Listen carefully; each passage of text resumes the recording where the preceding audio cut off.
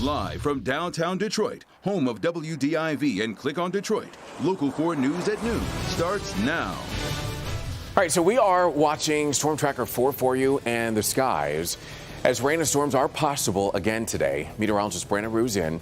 He's going to have a closer look at the chances. But first, a man and a 4-year-old boy are killed in a car crash on Detroit's west side. We'll tell you what we're learning about the circumstances surrounding the accident. New information about this tragedy tops our show here at noon. Thank you for joining us. I'm Evrod Cassimy. Police tell us that 2 cars collided overnight right in the area of 7 Mile Road and Faust Avenue. This is video from the scene. The crash was a head-on accident. Let's send it out to Rod Maloney. He joins us now live with a closer look at what we're learning about what happened here. Rod? Yeah, you know, Evrod, this is in the preliminary stages. Police are still being careful about what it is that they release about this. But we're at Faust and 7 Mile, which is just west of the Southfield Expressway in the city of Detroit on the west side. You can see the tape behind me here, the remnants of what was a very just terrifying accident here. It closed down 7 Mile overnight, happened early in the morning. And we'll show you that video now. And it was 2 vehicles, a 2005 Chevy Impala and also a Nissan Sentra. Now, what we've been told is that there was a woman driving that Nissan Sentra, a 29-year-old woman, and that her vehicle hit the Chevy Impala, and there were 2 people killed in this accident. The first was the driver of the Chevy Impala, a man, and then we're also told that there was a 4-year-old child in the back seat of the Nissan Sentra. Police say that that child was ejected from the vehicle, having been in the back seat, and that the child was transported to the hospital and then later declared dead at the hospital. The mother, in the meantime, was taken to the hospital. She was listed in temporary serious condition shortly thereafter, but police have arrested her because they believe that alcohol is involved in this accident. Now, there is a whole lot more that they're not saying, and we're not certain about what's to happen. With an arrest, there's usually the possibility of arraignment. It looks like we won't see that perhaps until tomorrow.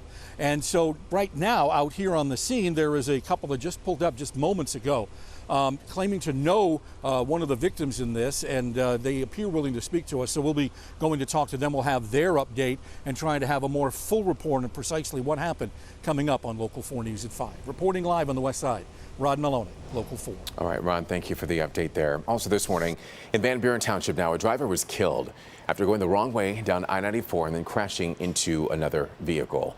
It happened on eastbound I-94 right near the Belleville exit.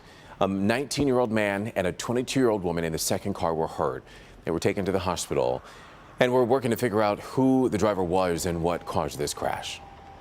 All right, the other big story that we're following for you this afternoon is the forecast. Things look beautiful outside right now as we take a live look at our sky cam there on Belle Isle. Meteorologist Brandon Rue is tracking the potential for some wet weather. Hopefully not like what we saw yesterday in some parts. Might get a couple of gushers, but certainly the number of showers and storms developing will be fewer and fewer. Right now it is warming, and that's why we're getting those puffy cumulus clouds, warm, muggy. It's inevitable to get those clouds popping. So we've got 83 City Airport, 82 Pontiac. You factor in the humidity, and 84 at Metro feels like 88. So we're heading into those middle upper 80s with low 90s at least for your feels like heat index.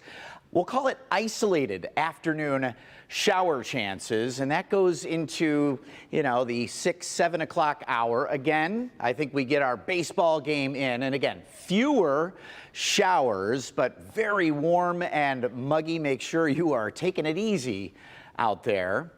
Little stationary front to our north will just slowly sag south, and that will be, again, a spark for some of these showers today. I would expect whoever gets them will get some of those heavy downpours and maybe some gusty wind as well. Nothing other than that as far as severe.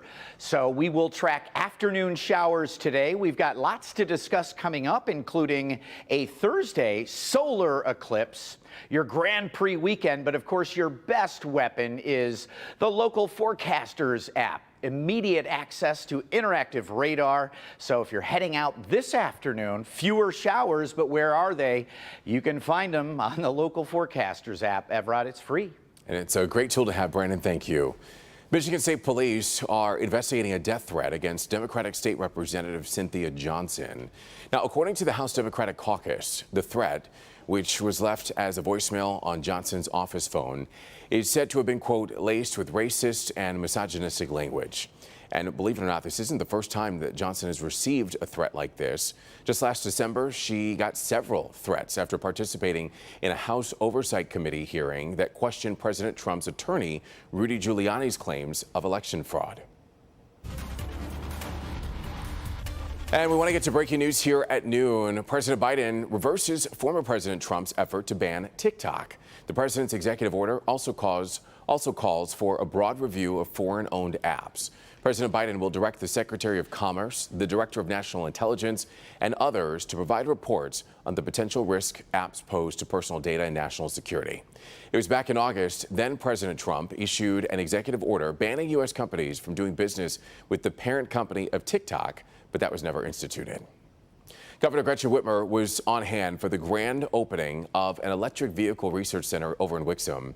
Boston-based XL Fleet is opening a 25,000 square foot center to help provide electric technology for the commercial fleet industry.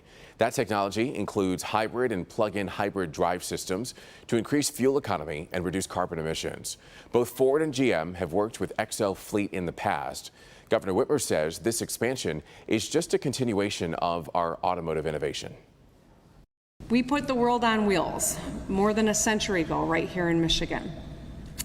We shared our expertise and skills with the rest of the world to enable mass manufacturing by developing the legendary assembly line right here. And this leadership carries on today. Over the next 3 years, the company hopes to add at least 50 new Michigan-based jobs. Well, with the COVID-19 pandemic hitting small businesses especially hard, Henry Ford Health System is looking to help. Henry Ford is joining 11 other health systems in a pledge that will add $1 billion in spending to local minority and women-owned small businesses. Now, this is going to happen over the next 5 years with a goal of helping to build and support healthy and equitable local economies and improve community health.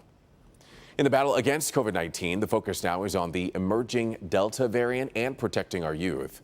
Moderna and Pfizer say that they are in the final stages of testing the COVID vaccines on children 5 and above. And as Stephanie Gosk reports, the FDA could have trial data as early as this fall. If these trials go well, all school-age children 5 and above could be eligible for a vaccine as early as this fall. Pfizer announcing it has launched its final trial with 4,500 participants in the U.S. and Europe. The progress on approval comes as there is growing concern over the Delta variant first discovered in India. It makes up more than 6% of the cases here in the U.S., according to the White House. The variant is highly contagious, and experts believe it may be associated with an increase in severity. The best defense is the vaccine, which appears to be holding up as the virus changes.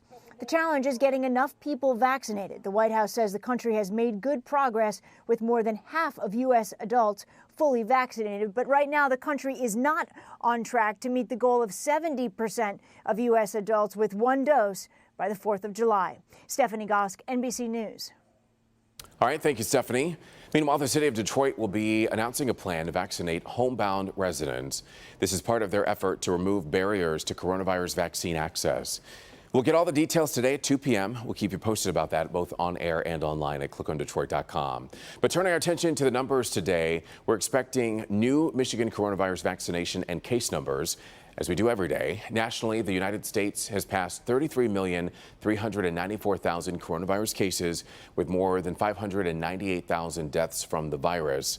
A bit of good news, though. On Monday, the U.S. reported a little more than 10,000 new cases, and the 7-day average is 13,277 cases per day. It's the first time the 7-day average has actually fallen below 15,000 since March 7th of 2020, before COVID was even declared a pandemic. The U.S. has also seen a 94% drop in COVID cases since January of this year. So to come here at noon, President Biden embarks on his first trip abroad. We'll tell you why many are saying it's high stakes.